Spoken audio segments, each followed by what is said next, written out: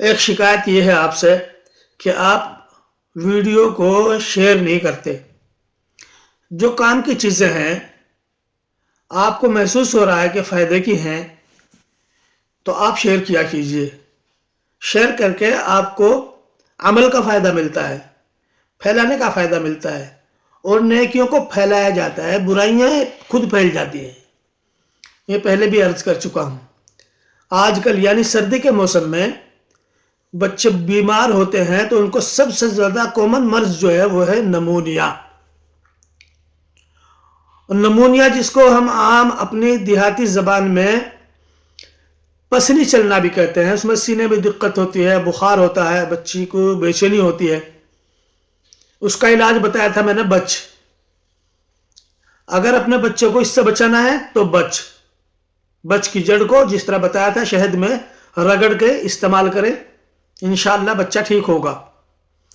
کئی بار دن میں کو چٹائیں۔ اس کے ساتھ خطرناک چیز یہ ہوتی ہے کہ کبھی کبھی اسی کے ساتھ ڈائریا ہو جاتا ہے، الٹی ہو جاتے ہیں، دست ہو جاتے ہیں۔ یہ بہت دقت کی بات ہے۔ جیسا ٹوٹکا وہ تھا ایسا یہ ہے آزمودہ۔ آج ڈائریا کا آزمودہ ٹوٹکا بتا رہا ہوں، لکھ لیں، ذہن میں رکھ لیں، شیئر کر لیں اور اس کو سیو کر لیں۔ وہ کیا ہے؟ آپ دوسری دوائیاں دے رہے ہیں یا دوائی دے کر کے تھک چکے ہیں تو یہ دوائیوں کے ساتھ بھی چلے گا، اور اگر آپ دوائی دے چکے اور ٹھیک نہیں ہوا تب بھی کیا کرنا ہے آپ کو؟